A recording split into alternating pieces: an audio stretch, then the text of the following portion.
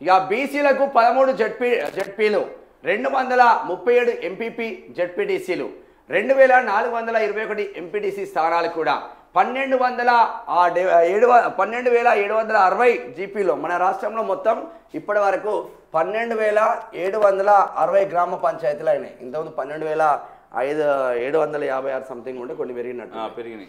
ఇక 5359 పంచాయతీలు బీసీలకే దక్కే ఛాన్స్ ఉన్నదంట. ఈ 12,000లో 5359 జీపీ మీన్స్ గ్రామ పంచాయతీలు బీసీలకు దక్కే ఛాన్స్ ఉందంట. 42% రిజర్వేషన్లతో బీసీలకు పెరగనున్న సీట్లు. డెడికేటెడ్ కమిషన్ నివేదిక ఆధారంగా లెక్కలు తీస్తున్న ఆఫీసర్లు. స్థానిక సంస్థల ఎన్నికల నిర్వహణకు రాష్ట్ర ప్రభుత్వం కసరత్తు చేస్తున్న నేపథ్యంలో రిజర్వేషన్ల ప్రక్రియపై పంచాయతీరాజ్ అధికారులు ఫోకస్ పెట్టారు. బీసీలకు 42% రిజర్వేషన్ల అమలు కోసం జీవో జారీ చేసి లోకల్ బాడీ ఎన్నికలకు వెళ్లాలని ప్రభుత్వం యోచిస్తుంది. ఈ నేపథ్యంలో పంచాయతీరాజ్ డైరెక్టర్ సృజన ఆదేశాలతో ఇప్పటికే జిల్లాల వారీగా బీసీలకు కేటాయించాల్సిన స్థానాలు బీసీ రిజర్వేషన్లపై అధికారులు దృష్టి పెట్టారు.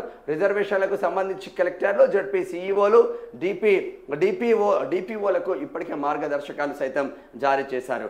పిఆర్ కమిషనరేట్ నుంచి డెడికేషన్ కమిషన్ నివేదికను అన్ని జిల్లాల జడ్పీ సీఈఓలు ఇప్పటికే తీసుకెళ్లారు. ఈ నివేదిక ఆధారంగా బీసీ రిజర్వేషన్లపై లెక్కలు తీస్తున్నారు. జిల్లాల వారీగా సర్పంచులు, వార్డులు, ఎంపీటీసీ, ఎంపీపీ, జడ్పీ స్థానాల్లో 42% లెక్కన బీసీలకు ఎన్ని సీట్లు కేటాయిస్తున్నారన్నది 1-2 రోజుల్లో తేలనున్నది. కొత్త రిజర్వేషన్లతో బీసీలకు గతంలో కన్నా 20% సీట్లు అదనంగా దక్కనున్నాయన్న చరిత్ర మాత్రం వస్తా ఉన్నది. మొత్తం మీద 12,760 గ్రామ పంచాయతీల్లో తెలంగాణ రాష్ట్రంలో ఉన్న గ్రామ పంచాయతీలు 12,760 గ్రామ పంచాయతీల్లో దాదాపు 5,359 గ్రామ పంచాయతీలు బీసీలకు వెళ్ళబోతున్నాయన్న చర్చ జరుగుతుంది. మరి దాదాపు 42% వేదికగా ఈ లెక్కలు తీస్తా ఉన్నారు. మరి ఇక్కడ దీంతో పాటు కంప్లీట్ గా మళ్ళా జనరల్ కోటాలో కూడా బలవంతులైన బీసీలు కూడా పోటీ చేసే ఆస్కారం ఉంటది. ఇక్కడ బలవంతులైన బీసీలు కూడా పోటీ చేసే ఆస్కారం ఉంటది. కానీ పార్టీలు ఇస్తారా, మీకు ఆల్రెడీ రిజర్వేషన్ ఇచ్చినాం, ఇక మిగిలిన మొత్తం మాయే కదా, ఓసీలే కదా అని ఇప్పటికే పాగా వేసిండ్లు. మరి అప్పటికి ఇస్తారా అంటే అప్పుడు పొరపాటున కూడా అన్ని పార్టీలు ఒప్పుకోవు పాపం. ఎందుకంటే వాళ్ళకు ప్రేమ దోమ ఇవన్నీ ఉండవు.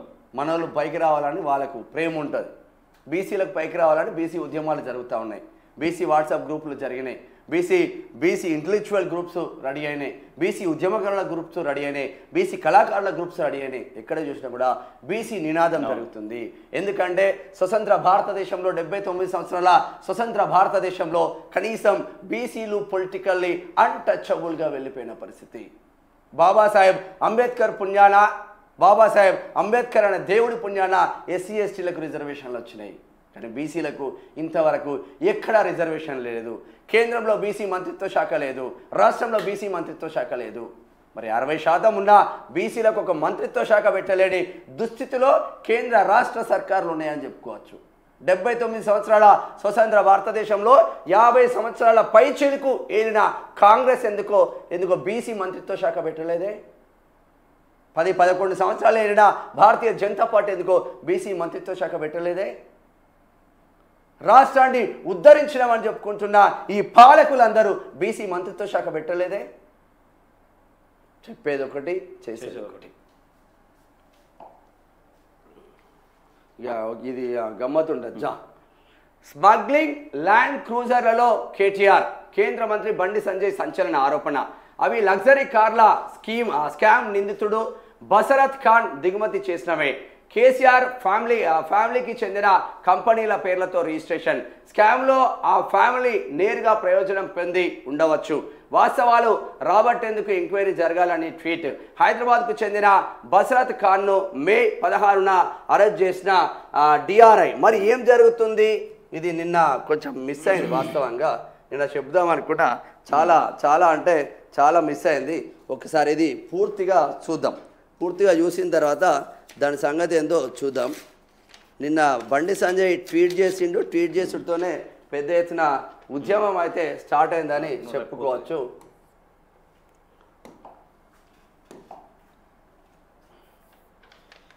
సరే ఇక్కడ ఏం జరిగింది, ల్యాండ్ క్రూజర్ కేటీఆర్ వాడిన ల్యాండ్ క్రూజర్ కేటీఆర్ వాడుతున్న land cruiser smuggling land cruiser అని స్మగ్లింగ్ సంబంధించి బండి సంజయ్ అని ట్వీట్ చేసింది.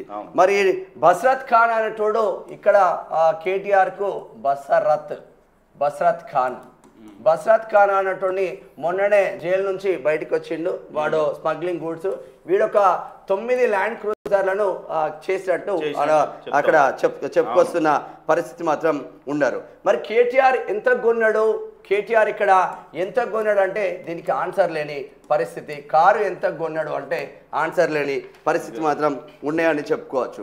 మరి నిజంగానే కార్ పార్టీ స్మగ్లింగ్ లగ్జరీ కార్లలో నడుస్తుందంటే అవునండి సమాధానం మాత్రం ఉంటుంది. ఈ బస్రత్ ఖాన్ అనేటోడు హైదరాబాద్ ప్రాంతానికి చెందిన ఒక స్మగ్లర్ అని చెప్పుకోవచ్చు. మరి డిఆర్ఐ ఎంక్వైరీ నడుస్తుందా అంటే నడుస్తుంది. మరి ఎంక్వైరీకి పూర్తి స్థాయిలో సహకరించలేదు. Directorate revenue intelligence DRI director of revenue ఇంటెలిజెన్స్తో నడుస్తూ ఉంది అన్న చర్చ మాత్రం జరుగుతూ ఉంది. మరి నిజంగానే 8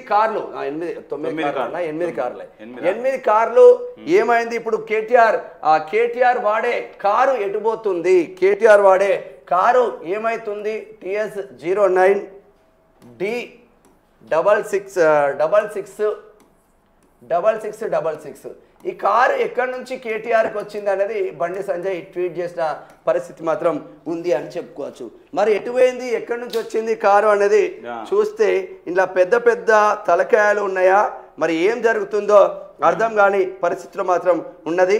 లగ్జరీ కార్ స్కామ్ నిందితుడు బస్రత్ ఖాన్ దిగుమతి చేసిన ల్యాండ్ క్రూజర్లలో ట్విట్టర్ చిల్లు ఎందుకు తిరుగుతున్నాడు అని సోషల్ మీడియాలో ఇది ఓన్గా కొనుక్కున్నది కాదు.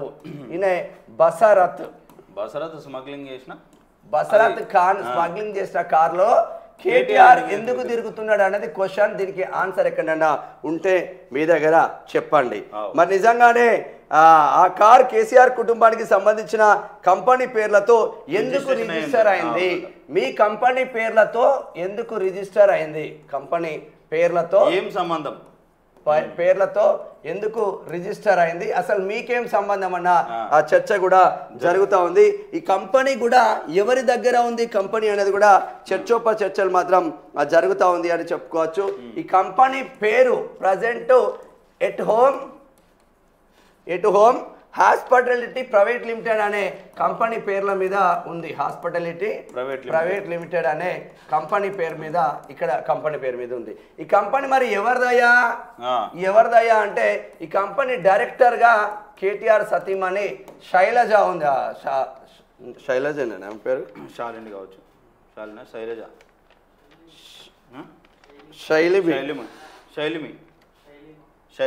శైలిమా ఉంది. సో డైరెక్టర్ ఈ కంపెనీకి డైరెక్టర్ గా శైలిమా ఉంది.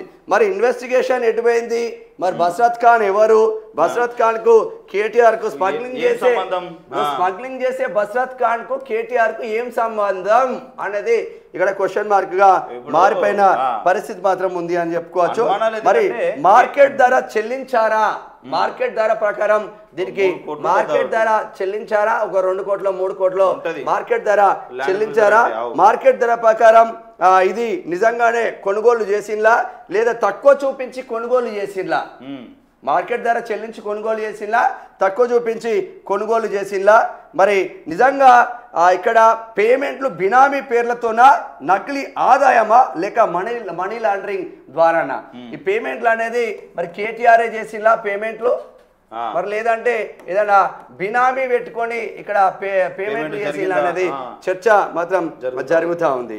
మరి ఈ స్కామ్ కేసీఆర్ కుటుంబం నేరుగా ప్రయోజనం పొందినట్లు కాదా, ఒక స్మగ్లింగ్ గూడ్స్ తీసుకొని 8 కార్లు బస్రత్ ఖాన్ అనేటువంటి స్మగ్లింగ్ చేస్తే అందులో కేటీఆర్ వాడే TS09D6666 అనే కారు స్మగ్లింగ్ చేసింది కాదా అని బండి సంజయ్ అడుగుతా ఉన్నారు.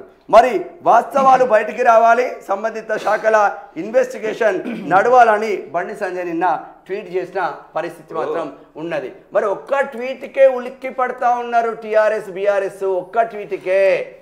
మరి మీరు 10 కోట్లు 10 కోట్లు 100 కోట్లు పరువు నష్టం దావా వేస్తారు కదా బండి సంజయ్ మీద. నా పరువుకు నష్టం జరిగింది, ఆయన పరువుకు నష్టం జరిగింది 10 కోట్లు ఆయన పరువు. 100కు దగ్గర. దీనిపైన నీకు ఆన్సర్ చెప్తారా ఎవరైనా? ఇది నిజంగా పేమెంట్లు మీరు ఒరిజినల్ పేమెంట్లు చేసిందా, బినామీల పేర్లతో చేసుకున్నారా, ఏనన్నా లబ్ధి పొందిందా? ఈ బసవత్ ఖాన్ లబ్ధి పొందిందా? ఈ బసవత్ ఖాన్ అంటే ఓ జైలుకు పోయి వచ్చినోడికి ఈ స్మగ్లర్ కు కేటీఆర్కి ఏం సంబంధం? ల్యాండ్ క్రూజర్లు అప్పనంగా కొనుక్కుంటున్నారా? స్మగ్లింగ్ చేసిన గూడ్స్ అటు జిఎస్టీ కట్టు లేదు, అటు ఒరిజినల్ పేమెంట్లు లేవు, మన్ను లేవు. దీనిపైన పూర్తి స్థాయిలో ఎంక్వైరీ జరగాలి. ఎంక్వైరీ జరిగితే ఇవన్నీ బయటకు వచ్చే ఛాన్స్ మాత్రం ఉంది అనేది బండి సంజయ్ వాదన. మరి చూద్దాం, ఇప్పటికైనా దీనిపైన ఎంక్వైరీ జరగాల్సిన అవసరం మాత్రం ఉంది అని చెప్పుకోవచ్చు.